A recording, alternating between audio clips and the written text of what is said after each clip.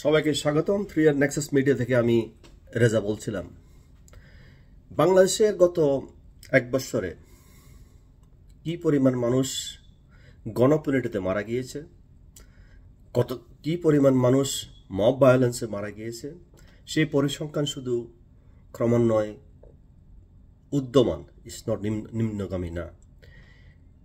বাংলাদেশের বা ইন্টারন্যাশনাল যে হিউম্যান রাইটস অর্গানাইজেশনগুলো রয়েছে, ইউএন, হিউম্যান রাইট ওয়াচ এবং বাংলাদেশের যে লোকাল অর্গানাইজেশন রয়েছে আইন ও সালিশ কেন্দ্র, তাদের যে স্ট্যাটিস্টিক্স সেই অনুযায়ী গত এক বছর 5 মাসে যে পরিমাণ হত্যা, খুন, রাহাজানি এবং গণপিটুনি বেড়েছে, এটা শুধু আমাদেরকে শঙ্কায় ফেলে না, এটা আমাদের গভীর একটা উদ্বেগের বিষয়। প্রশ্ন হচ্ছে, এটা কি প্রতিবাদ নাকি আন্দোলনের নামে অনিয়ন্ত্রিত সহিংসতা, যেখানে সরকার থেকে বলা হচ্ছে যে এটা মব ভায়োলেন্স নয়, এটা হলো প্রেসার গ্রুপ। এটা কি আন্দোলনকে অপঘাত হিসেবে পরিচালিত করা নয়? এটা কি আত্মঘাতী নয়?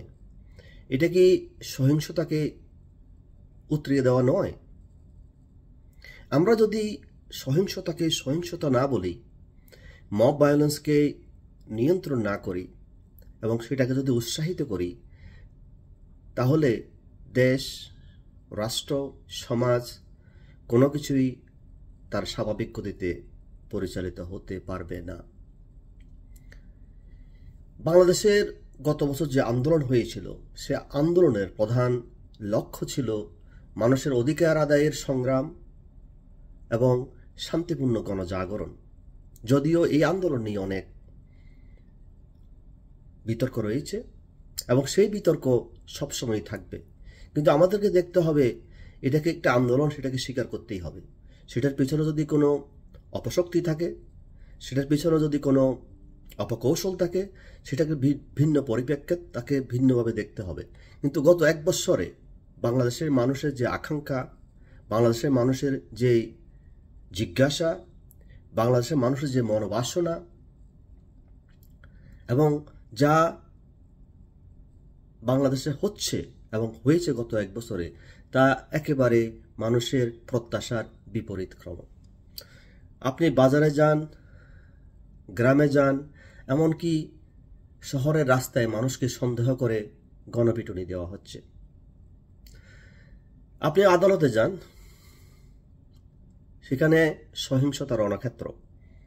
মানুষের উপর ডিম নিক্ষেপ করা হয়, মানুষকে অপমান করা হয়, মানুষকে আঘাত করা হয়, সাংবাদিক বা রিপোর্টারদেরকে হেনস্থা করা হয় এবং সেই আদালত প্রাঙ্গণ পুলিশ নীরব ভূমিকা পালন করে এবং আদালতের যে বিচারক তিনি নীরব ভূমিকা পালন করেন।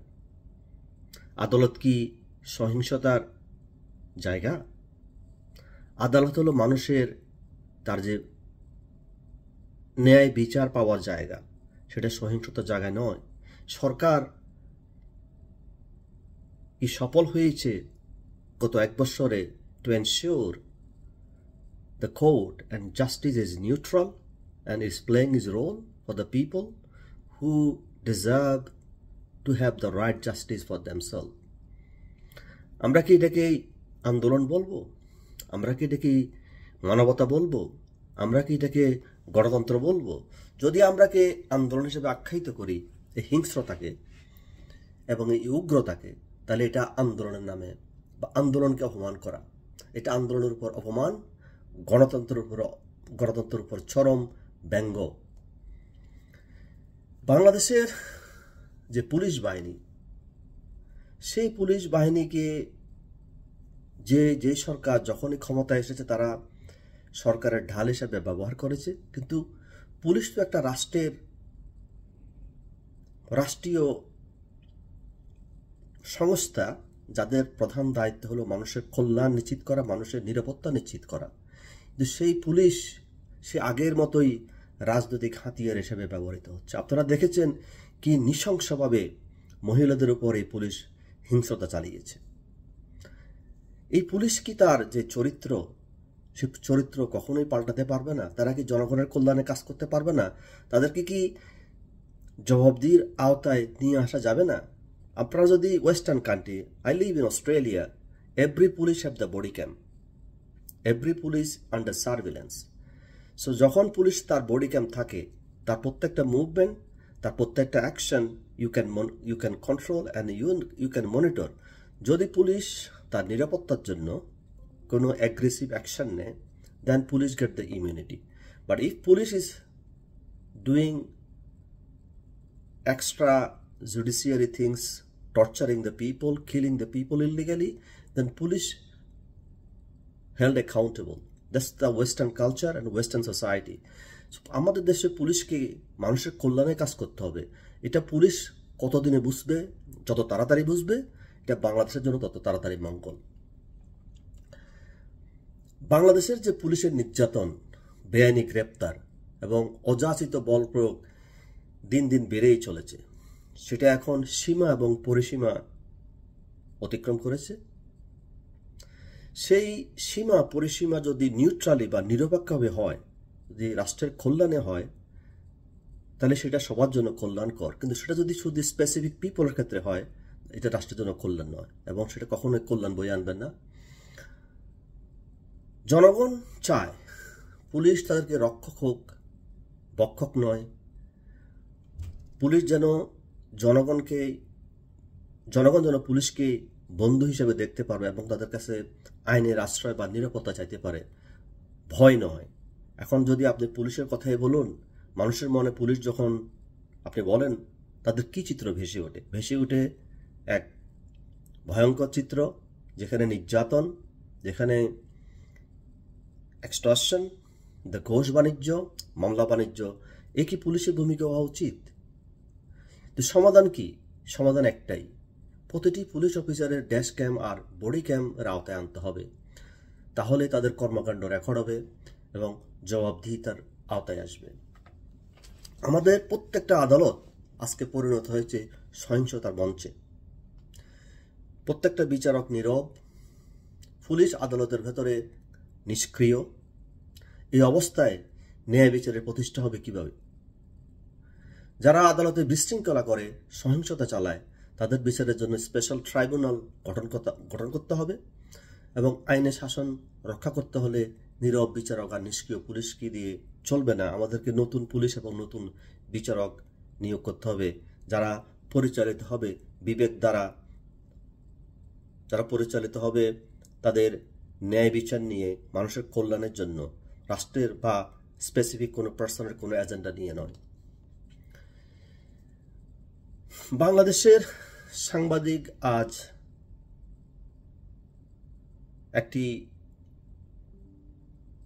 প্রত্যেকটা সাংবাদিক আজ ভয় এবং আতঙ্কে দিন কাটাচ্ছে।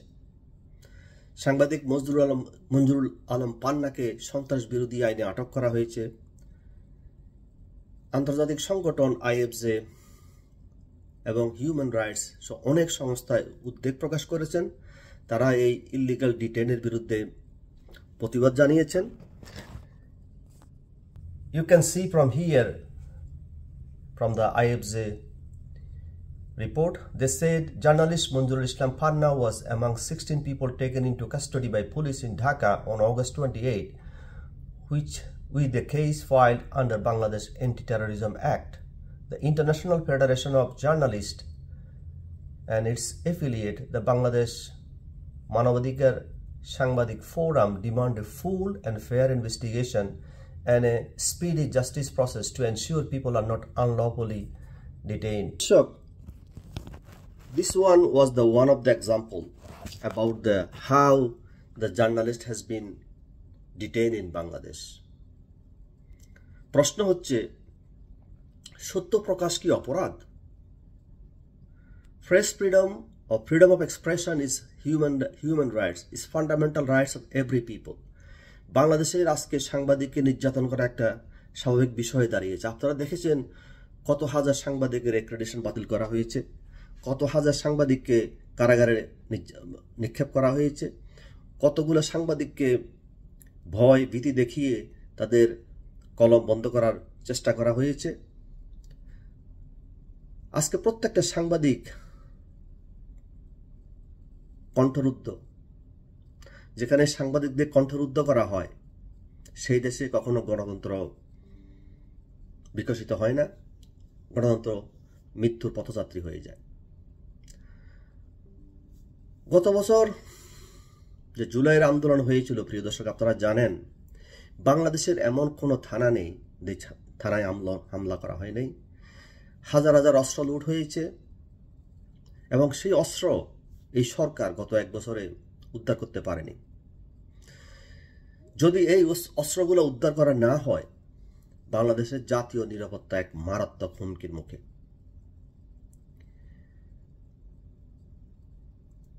তাছাড়া আজ দেশে যে মিস ইনফরমেশন, যে গুজব আর ভুয়া তথ্য দ্রুত ছড়াচ্ছে এবং এটা ইন্টেনশনালি ছড়ানো হচ্ছে একটা গোষ্ঠী। সরকারকে জরুরি ভিত্তিতে স্টার্ন অ্যাকশন নিতে হবে এই গুজব এবং মিথ্যা প্রপাগান্ডা স্প্রেড করা বা যার পেছনে তারা জড়িত। নরম এবং গরম নীতি থাকতেই পারে, কিন্তু সেটা হতে হবে ন্যায় এবং সবার জন্য সমান। আপনি শুধু যেখানে আওয়ামী লীগ পাবেন তাদেরকে আপনি গরম হবেন, যারা অন্য পার্টি তারা যখন ইলিগাল অ্যাক্টে করাপশন, এক্সটর্শন, হত্যা, লুট, রাহাজানি, ভয় সব কিছু ওরা নিয়ে আবির্ভূত হবে, তাদের প্রতি আপনি নরম হবেন।